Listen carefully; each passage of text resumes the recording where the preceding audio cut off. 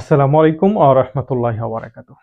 সম্মানিত দর্শক সকলকে স্বাগত জানাচ্ছি বিআর মাসুদ ইনফোর আরো একটা ইনফরমেটিভ ভিডিওতে। বন্ধুরা, একটা বিষয় আজকে অনুভব করলাম, যদিও বা এই বিষয়ে আমি ভিডিও দিয়েছি আজ থেকে বোধহয় প্রায় ১-১.৫ বছর আগে। তো এখন যে বিষয়টা আমি আপনাদের সামনে তুলে ধরবো সেটা হচ্ছে যে এই ক্রিটিক্যাল মুহূর্তে মেডিকেল ভিসা আবেদনের জন্য কি লাগবে? তো দেখুন, এখন আপনি কিন্তু মোটামুটি ৩ ভাবে আবেদন করতে পারবেন মেডিকেল ভিসা। এক হচ্ছে নরমালি নিজে চেষ্টা করে স্লট নিবেন।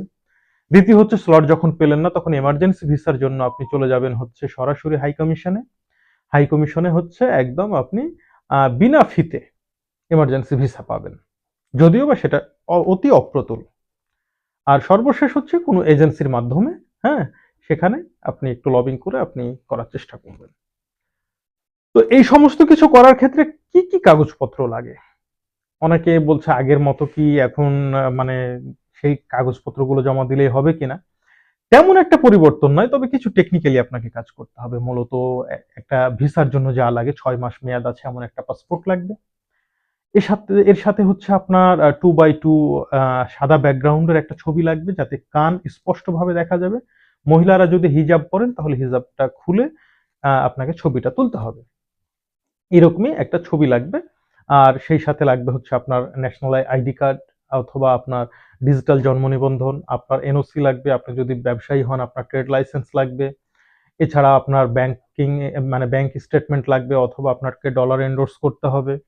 আবার ব্যাংক স্টেটমেন্ট নিয়ে গেলেও অনেক ক্ষেত্রে ঝামেলা করতেছে। তারা আপনাকে জোরপূর্বক দেখা যাচ্ছে যে আ মানে তাদের দেশের মানে ডাবল কারেন্সি এ কার্ডগুলো আপনাকে ধরায় দিচ্ছে।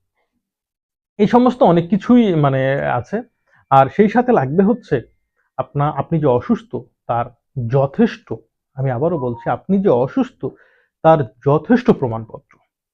আপনাকে প্রুফ করতে হবে আপনি অসুস্থ এবং আপনার খুবই এমার্জেন্সি ভিসা দরকার। আপনি শুধু অসুস্থ এটা প্রুফ করলে হবে না। আপনার খুব এমার্জেন্সি ইন্ডিয়ান ভিসা দরকার বা মেডিকেল ভিসা দরকার এটাও আপনাকে প্রুফ করতে হবে। এক্ষেত্রে সবচাইতে বেটার হবে আপনি যে অসুখে ভুগছেন, সাপোজ আপনি ডায়াবেটিকস বা কিডনি রোগে ভুগছেন, আপনি সেই ডাক্তারের কাছ থেকে একটা মানে প্রেসক্রিপশনে পরামর্শ লিখে নেবেন যে আপনাকে দ্রুত ভারত যেতে হবে ট্রিটমেন্ট করার জন্য। এটা হলে আপনার জন্য সবচাইতে ভালো হয়।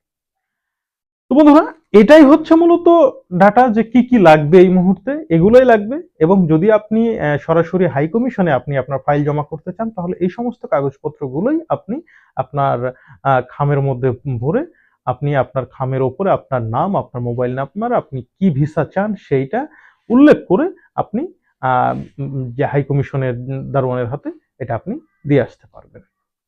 সকলকে ধন্যবাদ। আসসালামু আলাইকুম ওয়া রাহমাতুল্লাহ।